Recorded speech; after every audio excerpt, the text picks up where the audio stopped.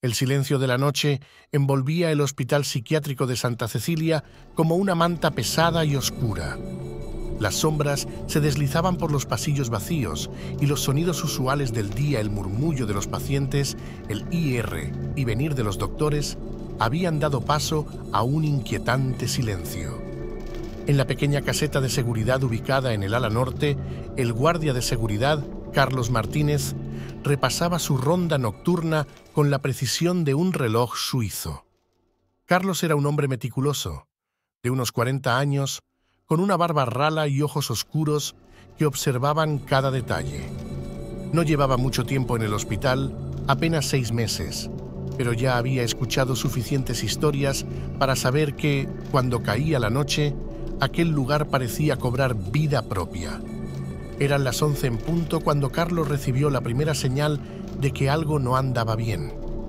Un parpadeo en el monitor de seguridad le llamó la atención. La cámara del pasillo del tercer piso, justo en la sección de los pacientes más peligrosos, había dejado de transmitir. Carlos frunció el ceño y se levantó lentamente de su silla, cogió su linterna y la radio y salió de la caseta. Sus pasos resonaban en el piso de baldosas mientras recorría el edificio en penumbras. Subió por las escaleras, deteniéndose en cada piso para asegurarse de que todo estuviera en orden. Sin embargo, cuando llegó al tercer piso, una sensación de desasosiego se apoderó de él. El pasillo estaba iluminado solo por unas pocas luces de emergencia que proyectaban sombras alargadas y siniestras. Carlos avanzó con cautela, notando que la puerta de la sala de control de cámaras estaba entreabierta. Empujó la puerta con cuidado y encontró la habitación vacía, pero la pantalla principal mostraba algo perturbador. Una figura encapuchada se deslizaba por el pasillo central del tercer piso. Carlos sintió un escalofrío recorrerle la espalda. ¿Quién podría ser y cómo había logrado entrar? Aguzó el oído, pero no escuchó más que el latido de su propio corazón. Decidió seguir la figura, esperando poder descubrir quién estaba detrás de aquella intrusión. Avanzó con pasos sigilosos, la linterna iluminando su camino.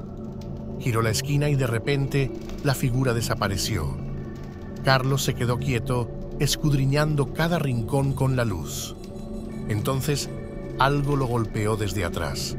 Carlos se despertó en el suelo, con la cabeza palpitante y una sensación de confusión. Miró a su alrededor, pero no vio a nadie.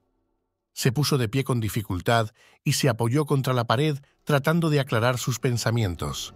De repente, escuchó un sonido agudo, como un grito, proveniente de una de las habitaciones al final del pasillo. Se dirigió hacia allí, tambaleándose ligeramente. La puerta de la habitación 325 estaba abierta de par en par, algo completamente fuera de lugar en un hospital psiquiátrico. Entró con cautela y lo que vio lo dejó sin aliento. En la habitación, un hombre estaba sentado en una esquina, abrazando sus rodillas y murmurando para sí mismo. Sus ojos estaban desorbitados y su ropa estaba desgarrada. Parecía haber estado en una pelea. Carlos reconoció al hombre de inmediato. Era Jorge, un paciente que había ingresado hace poco, conocido por sus episodios violentos. Carlos se acercó con cuidado. «Jorge, ¿qué pasó aquí?», preguntó, tratando de mantener la calma en su voz. Jorge levantó la mirada, sus ojos llenos de terror. «Él viene por nosotros. No hay escapatoria», susurró. Carlos no tuvo tiempo de preguntar más. De repente, un estruendo proveniente del final del pasillo lo hizo girar sobre sus talones. Corrió hacia el origen del ruido, encontrando una puerta de metal que daba a las escaleras de emergencia abierta de par en par. Afuera, la noche era un manto oscuro y frío. Salió al exterior, iluminando con su linterna. La figura encapuchada estaba allí, de pie, inmóvil. Carlos sintió que el miedo se apoderaba de él, pero no podía permitir que el intruso escapara. «¡Detente ahí!», gritó. La figura se volvió lentamente y Carlos pudo ver sus ojos. Eran fríos, sin vida, como los de una estatua. El encapuchado levantó una mano y Carlos vio un destello metálico. No tuvo tiempo de reaccionar antes de que un dolor agudo atravesara su abdomen. Cayó al suelo, su linterna rodando a un lado, y sintió que la oscuridad lo envolvía. La última imagen que vio fue la del encapuchado alejándose, perdiéndose en la negrura de la noche. Cuando Carlos volvió a abrir los ojos, estaba en una cama de hospital. El dolor en su abdomen era punzante y una enfermera estaba a su lado, ajustando una intravenosa. «Tranquilo, estás a salvo», dijo ella con una sonrisa tranquilizadora. Carlos intentó hablar, pero su garganta estaba seca. La enfermera le ofreció un poco de agua y después de unos sorbos pudo preguntar: «¿Qué pasó? ¿Atrapar a la figura?». La enfermera negó con la cabeza. «No encontramos a nadie. Pero el doctor Hernández quiere hablar contigo en cuanto te sientas mejor. Dice que tienes información importante». Horas más tarde, el doctor Hernández, un hombre de mediana edad con una mirada penetrante, se sentó al lado de Carlos. «Carlos, necesitamos saber qué viste. Cualquier detalle puede ser crucial». Carlos relató todo, desde la cámara que falló hasta la figura encapuchada y el ataque. Cuando terminó, el doctor asintió pensativo. «Ha habido rumores sobre esa figura durante años. Siempre aparece cuando menos lo esperamos, causando caos y luego desapareciendo sin dejar rastro». Carlos frunció el ceño. «¿Crees que es real o simplemente una alucinación colectiva?». El doctor suspiró. «No lo sé, pero lo que sí sé es que no eres el primero en verla, y probablemente no serás el último».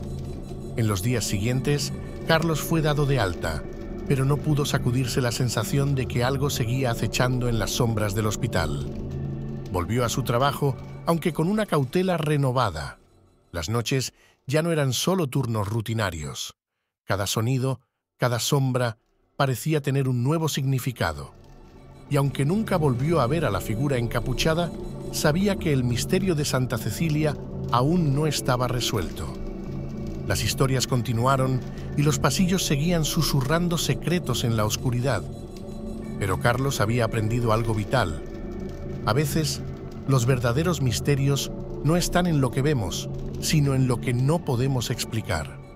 Y así, con cada ronda nocturna, Carlos seguía atento, siempre esperando, siempre alerta, porque en el Hospital Psiquiátrico de Santa Cecilia, la verdadera locura no estaba solo en los pacientes, sino en los secretos que las paredes susurraban en la noche.